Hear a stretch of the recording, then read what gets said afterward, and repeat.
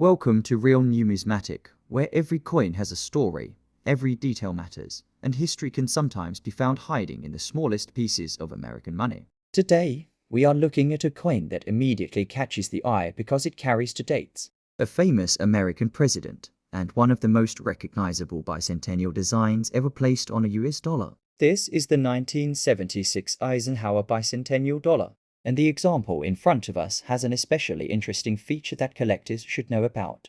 It is the earlier Type 1 reverse, a variety that was produced in dramatically smaller numbers than the later Type 2 version. So, is this old dollar actually valuable? Or is it simply a fascinating piece of American history? Let's take a close look at it first glance. This is unmistakably an Eisenhower dollar. The obverse features the left-facing portrait of President Dwight Eisenhower, surrounded by the inscriptions "Liberty" and "In God We Trust," with the unusual dual date 1776 to 1976 beneath his portrait. That dual date is important because this was not simply another Eisenhower dollar with a normal annual date.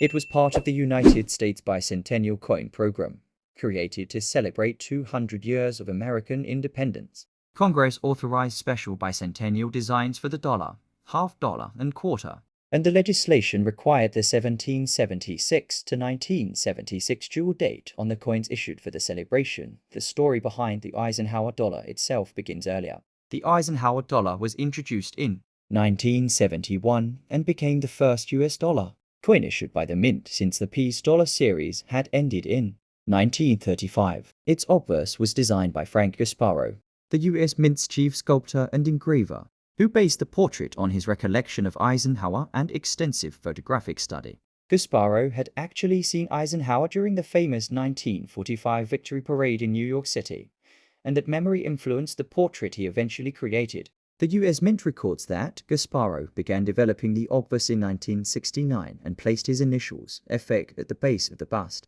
but the bicentennial version changed the story on the reverse. Instead of the normal eagle landing on the moon, the special reverse features the Liberty Bell superimposed over the moon. The design was created by Dennis Oick Williams, whose initials, DRW, can be seen near the bottom of the design. It is an incredibly appropriate combination. The Liberty Bell represents the birth of the United States, while the moon represents the modern technological achievements of the nation. The result is a design that visually connects the American Revolution with the space age. The US Mint confirms that the modified bicentennial reverse was used on Eisenhower dollars issued in 1975 and 1976, and this is where the coin in our photos becomes particularly interesting. Look closely at the reverse lettering around the outer rim. The letters are broad and relatively heavy. That is the key characteristic of the Type 1 or Variety 1 bicentennial reverse. The later Type 2 reverse has noticeably narrower, more refined lettering. The two varieties were not merely collector-created labels.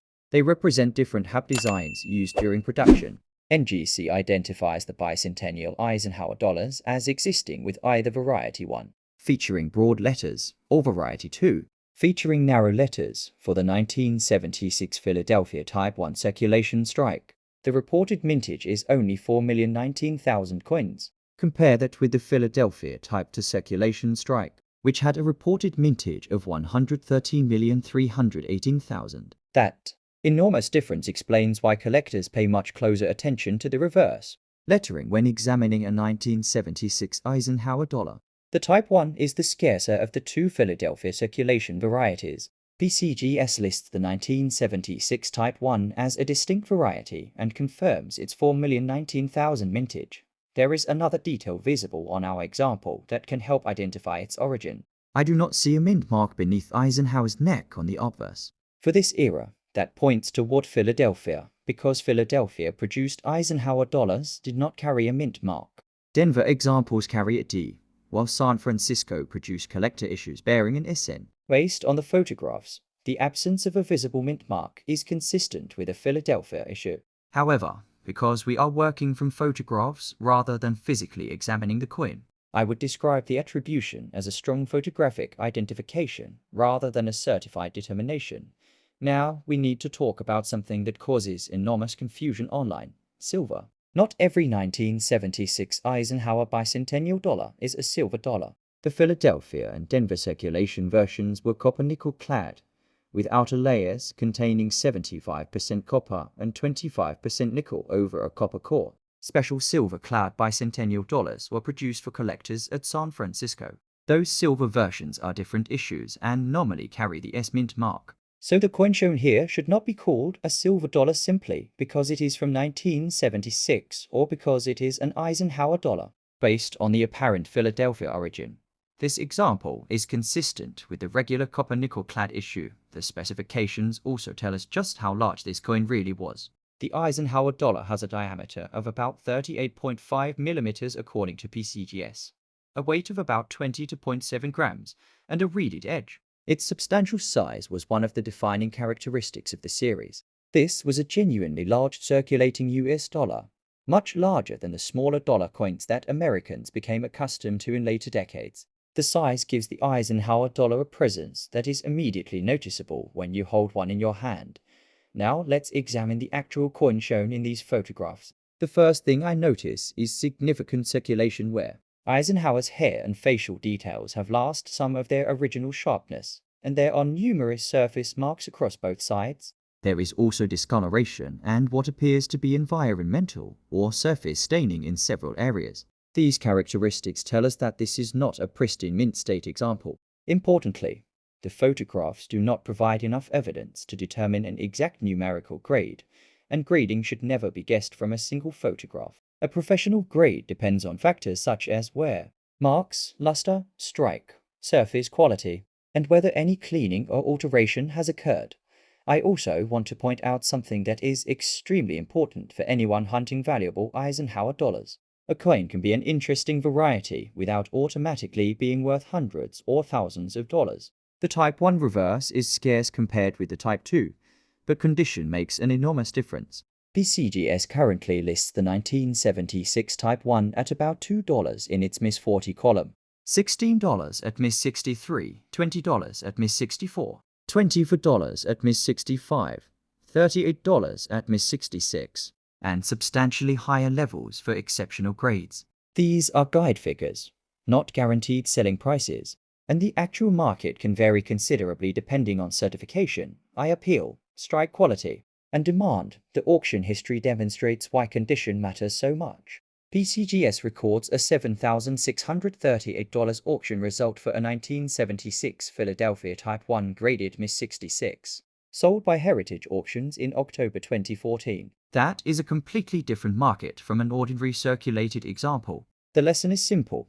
When you see a headline claiming that a 1976 Eisenhower dollar is worth thousands, you should immediately ask what grade that particular coin received, whether it was certified, which variety it was, and whether the reported amount was an actual completed sale. For the coin shown here, I would not make an exaggerated claim. From the photographs, it is circulated and has substantial surface wear. There is no visible feature that I can responsibly identify as a major mint error. I also would not claim that the discoloration is an error, and I would not call ordinary scratches or marks a double die. Those are common mistakes in online coin videos. A genuine mint error requires a much more specific examination of the coin's manufacture and characteristics. In this case, the strongest collectible feature visible from the photos is the Type 1 Bicentennial reverse. Not a confirmed mint error. So what should you do if you find one of these dollars in your own collection? Start with the date. Look for 1776 to 1976 on the obverse. Next, check beneath Eisenhower's neck for the mint mark. No mint mark points to Philadelphia, D indicates Denver, and S indicates San Francisco. Then flip the coin over and study the lettering around the Liberty Bell and Moon. Broad, bold lettering indicates Type 1, while the later narrow lettering indicates Type 2. After that, examine the coin's condition carefully. A circulated example and a superb uncirculated example may look like completely different coins in the marketplace. If you think you have a particularly exceptional example, do not clean it.